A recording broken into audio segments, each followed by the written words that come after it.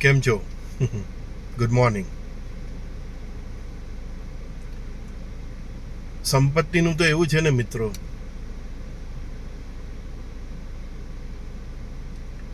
કે ભાદરવા જેવી નદીમાં પણ ઘણી વાર એ પણ સુકાઈ જાય.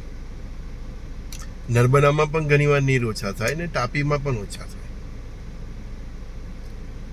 પણ પરમાત્માની કૃપા રૂપી જ્યારે વરસાદ વરસે ને ત્યારે ફરીથી બધું છલકાઈ જાય છે. જીવન છે, સુકાય પણ અને લહેરાય પણ. એટલે મનુષ્યએ આ બધા સમયનો વિચાર કરીને એક એવરેજ લાઈફ જીવવાની હોય. સમય છે એનું કામ કરે. સમયને કોસવાની જરૂર નથી, સમયમાંથી શીખવાની જરૂર છે. સમજા? ખરાબ સમય શીખવે છે કે સારા સમયમાં છકી જવાથી શું થાય છે. ખરાબ સમય શીખવે છે કે માપમાં જીવવું જોઈએ, જમીનના માણસ થઈને જીવવું જોઈએ. ખરાબ સમય શીખવે છે કે બીજાના ખરાબ સમયમાં એને શું મદદ કરવી જોઈએ. બધું શાસ્ત્રો વાંચવાથી પણ જ્યારે મનુષ્યમાં જ્ઞાન નથી આવતું ને, નથી પચતું ને, ત્યારે પરમાત્મા અનુભવથી જ્ઞાન પીલાવે છે. અનુભવ સે જ્ઞાન પીલાય રે. એક જગ્યાએ ગુરુદેવે આવું કહ્યું છે, કારણ કે મનુષ્ય અનુભવ વગર કોઈ વસ્તુ શીખતો નથી.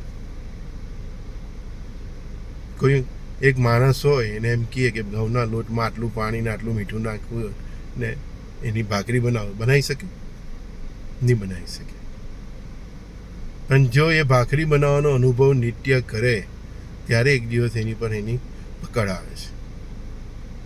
એટલે જિંદગીમાં દુઃખ, સંકટ અને ચેલેન્જ એટલા માટે જ આવે છે કે આપણે એમાંથી શીખીએ, અને એ શીખ્યા પછી એ રીતના જે લોકોને અનુભવો થઈ રહ્યા હોય, એવા સમયમાંથી જે પસાર થઈ રહ્યા હોય તેને આપણે મદદ કરીએ. આપણે ઊંધું શીખીએ છીએ. મારા ખરાબ સમયમાં કોણ મારી હારે હતું કે હું એને મદદ કરું? એ ભૂલ છે આપણી. આપણે જે ખરાબ સમયમાં શીખીએ છીએ તેના આધારે આપણી આજુબાજુ જે કંઈ પણ વ્યક્તિ છે, પરિવારમાં કે મિત્રોમાં, એમનો ખરાબ સમય જોઈને આપણને આપણો ખરાબ સમય યાદ આવી જવો જોઈએ, અને એ ખરાબ સમયમાં એ કહે તે પહેલાં એને મદદ કરવી જોઈએ. ભગવાન આ શીખવા માંગે છે. ભગવાન આ નથી શીખવા માંગતો કે તારા ખરાબ સમયમાં તને કોઈ મદદ નહીં કરી એટલે તું કોઈને મદદ નહીં કરતો.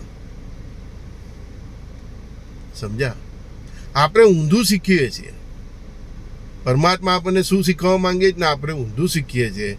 એના કારણે દુનિયામાં, સમાજમાં અરાજકતા છે. બાકી પૃથ્વી પર સંસાધનોની કોઈ કમી નથી.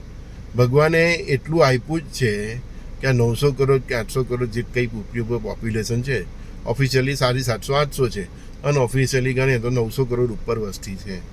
એ 900 કરોડ વસ્તી સવાર સાંજ ખાઈ શકે, પાણી પી શકે, વસ્ત્રો ઓઢી શકે, એક છત નીચે રહી શકે, એટલું તો ભગવાને આ પૃથ્વીના સંસાધનો થ્રુ આપ્યું જ છે.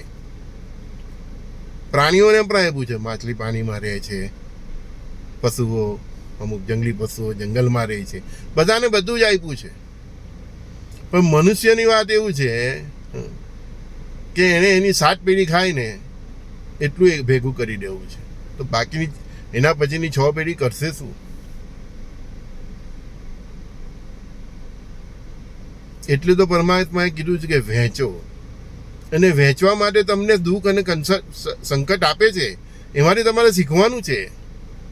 બદલો નથી લેવાનો કોઈનો એના ખરાબ સમયમાં. બદલો લેવા જાઓ, વેરઝેર કરો. વેરઝેર તો અસંખ્ય જન્મનું કારણ છે. વેર ને ઝેર જ તમારા જન્મનું, અસંખ્ય જન્મનું કારણ છે. આપીને જે છૂટી જાય છે ને એને જન્મ ક્યાં? જેની પર ઊંઘ ચડે છે ને તેને શોધતા આવવું પડે કે ભાઈ મારું તારું ચૂકવવું પડે છે. ચૂકવવાનું કાં છે ભાઈ? આપણે ઘણી વાર નથી કહેતા સાલો કોનું ચૂકવીએ છીએ, કયા જન્મનું છે?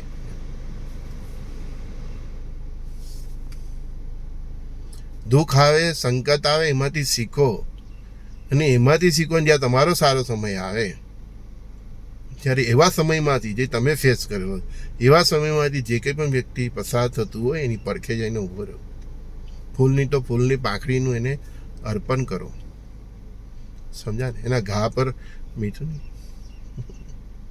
એવું નહીં વિચારો કે મારા ખરાબ સમયમાં કોઈ મને મદદ નથી કરી, હું કેમ કરું.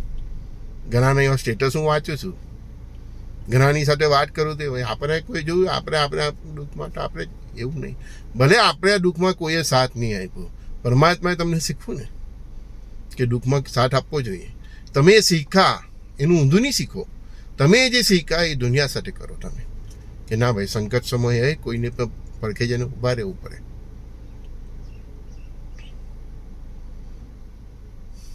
ધર્મની સોચથી પર થાવ, જાતપાતની સોચથી પર થાવ, ત્યારે માનવ બની શકશો.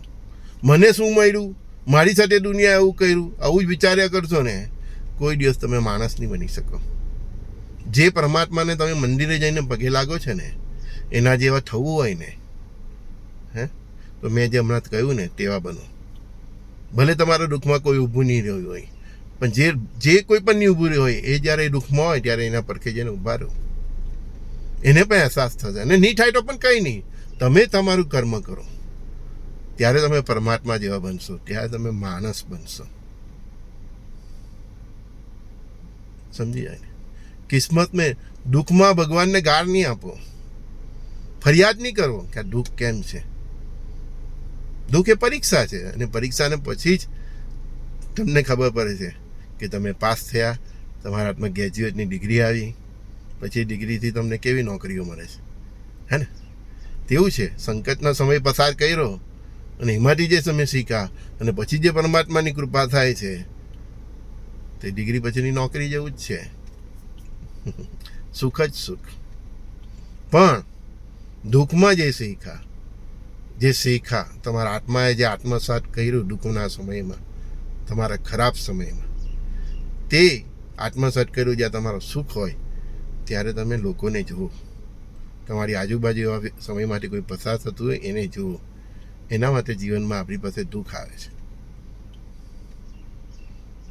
દુઃખ હોય કે સુખ હોય, તમારી પરમાત્મા પ્રત્યેની ભક્તિ એક સરખી રાખો, ત્યારે પરમાત્મા તમારી નોંધ લે છે. સમજા?